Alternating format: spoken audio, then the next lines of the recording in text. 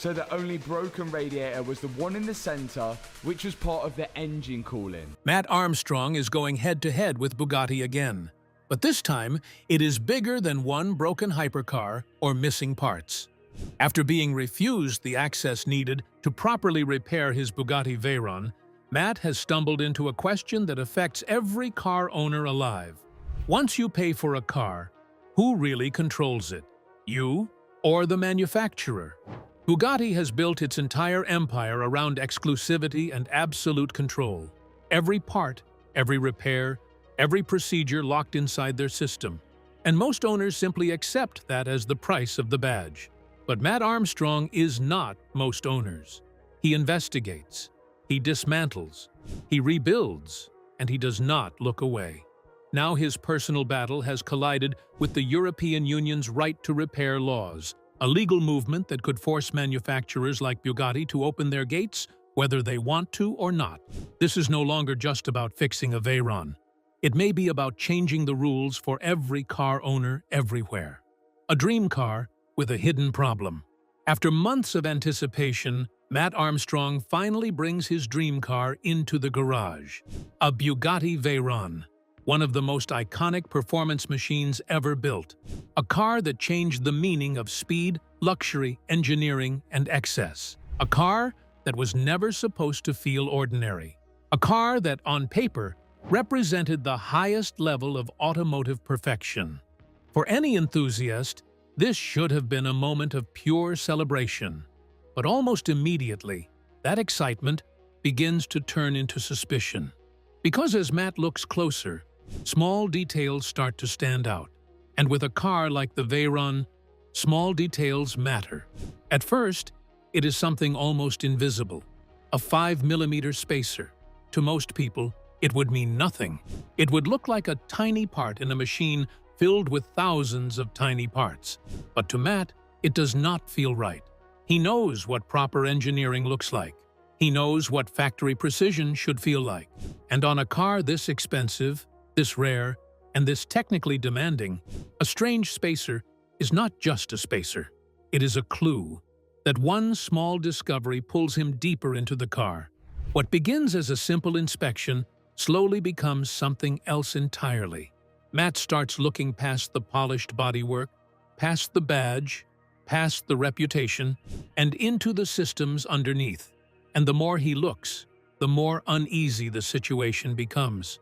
Because the Veyron is not just any car. It is a machine built to operate at extreme speeds, under extreme temperatures, with almost no margin for error. Every component has to work exactly as intended. Every part has to be correct. Every system has to be safe. But Matt begins finding signs that something is wrong. And then comes the discovery that changes the tone completely. A fuse box problem. Not a cosmetic issue, not a minor inconvenience, a potentially dangerous electrical fault. The kind of problem that could have led to a serious failure, possibly even while the car was being driven. Suddenly, the dream car does not feel like a dream anymore.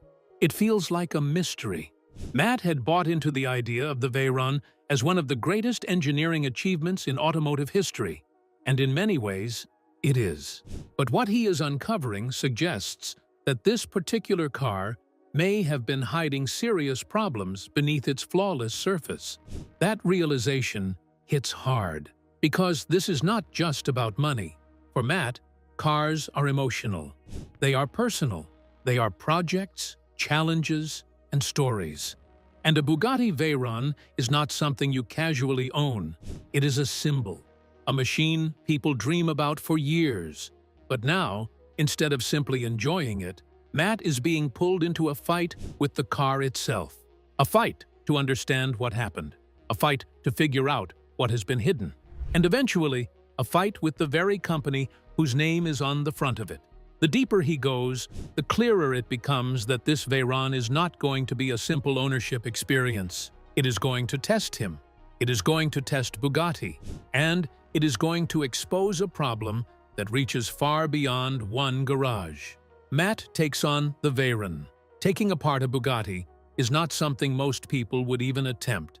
These cars are built behind a wall of specialist knowledge, proprietary systems, and brand control. But Matt Armstrong has built his reputation by doing exactly what people say cannot be done: taking on the most complicated cars in the world, rebuilding machines others would have written off, and facing criticism for stepping into Bugatti's world before. So when he starts investigating the Veyron, he is not walking in blindly. He knows the risks, the pressure, and that the internet is watching. On the outside, the car looks incredible. That is part of the problem.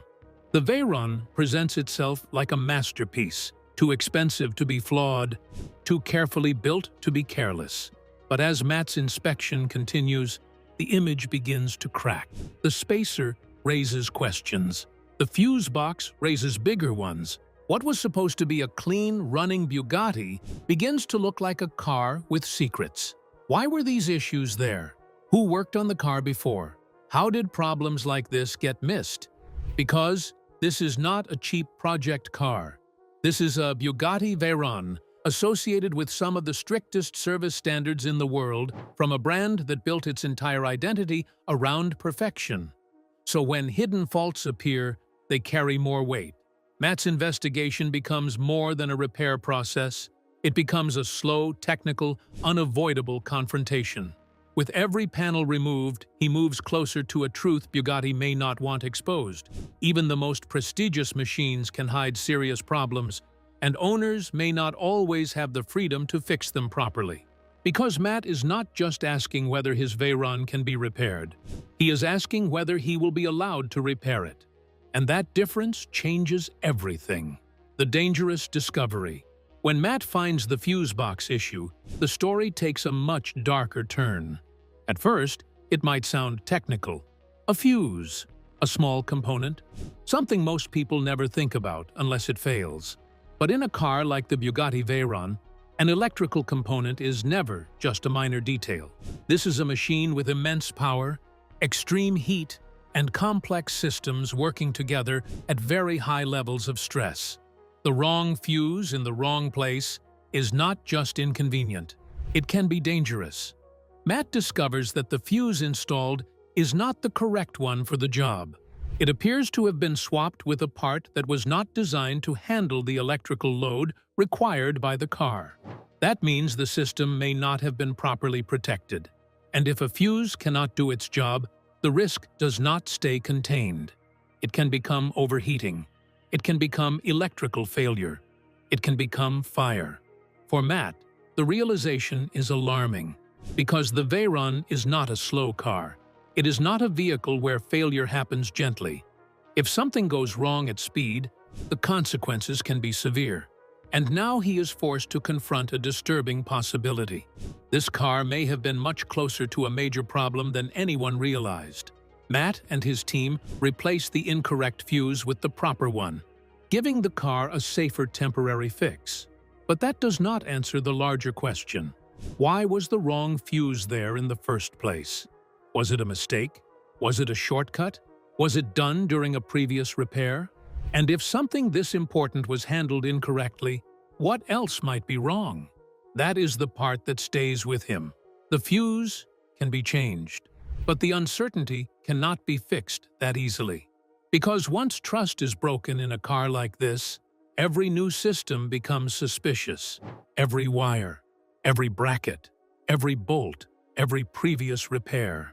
Matt now has to inspect the Veyron not as a flawless hypercar, but as a machine that may have been hiding problems for a long time. And as he keeps looking, the list grows. The fuse box is not the only issue. It is just the beginning. The perfect car that wasn't perfect. From a distance, the Veyron still looks like the kind of car that stops people in their tracks. That is what makes the discoveries so unsettling. The tires are one of the first major warning signs. Instead of the correct setup, the car is fitted with Lamborghini spec tires. They may be high performance on their own, but they do not belong on this car. A Veyron's tires are not casual choices. They are part of the car's ability to manage speed, weight, heat, and safety. Then come the mismatched spacers. Suspension components showing rust, a leaking radiator, Missing trim pieces, paint touch-ups suggesting cosmetic cover-ups. Individually, some of these things might be explainable, but together they form a clear pattern. This Veyron has been patched, altered, and hiding a history. For Matt, that changes the emotional weight of the entire project. He did not just buy transportation, he bought a legend. The idea of Bugatti engineering, craftsmanship, and control.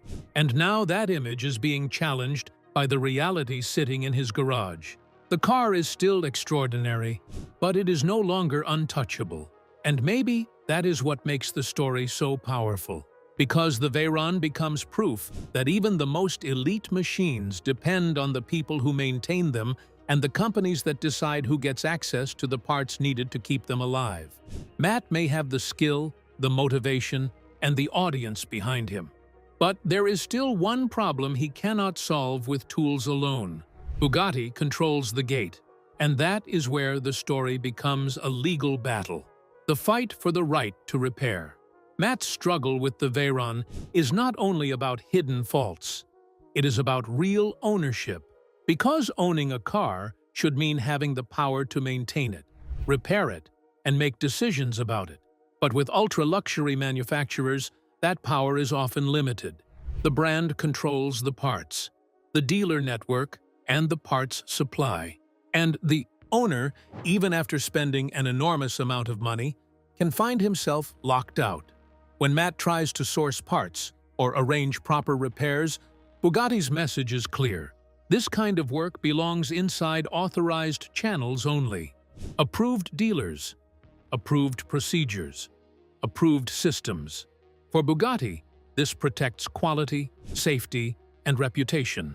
But for Matt, it creates a serious problem. If he owns the car, why should he be prevented from repairing it properly? Why should access to parts, manuals, and repair knowledge be so tightly restricted that even a capable owner is forced into dependence? That question is no longer just theoretical. In June 2024, the European Union introduced the Right to Repair Directive, designed to give consumers more power over the products they own, extending product lifespans, reducing waste, and preventing manufacturers from using technical or legal barriers to block independent repairs. The directive pushes companies to provide spare parts and repair information on fairer terms and targets practices like software restrictions that make independent repair harder. For cars like the Bugatti Veyron, the implications could be enormous. If repair access expands into the automotive world, it could challenge the very structure companies like Bugatti rely on, where parts, service knowledge, and official approval remain locked behind manufacturer walls. Independent specialists could gain better access, owners could make informed choices, and manufacturers would no longer hold absolute power over a car after sale. Matt's story matters beyond YouTube. It is a case study in control. A man who buys one of the most famous cars in the world, finds serious issues, and discovers that the hardest obstacle may not be mechanical at all. It may be legal, it may be corporate, it may be the system surrounding the car. This fight is bigger than one Veyron. It reaches every owner told they cannot repair what they paid for, every mechanic blocked by restricted parts, every enthusiast forced to choose between corporate control and true ownership. Matt's Veyron began as a dream car. Then it became an investigation, then a warning, and now it may become a symbol of something much larger: the battle for the right to repair, the right to maintain, and the right to truly own the machines we buy. This is no longer just about fixing a Bugatti. It is about who holds the power after the keys are handed over. And if the law continues moving in this direction, Bugatti may soon discover that saying no is not as easy as it used to be. Could right to repair bring an end to Bugatti's monopoly over its own cars? Could Matt's battle become a turning point for luxury car ownership? Drop your thoughts in the comments below and subscribe to see how this story unfolds.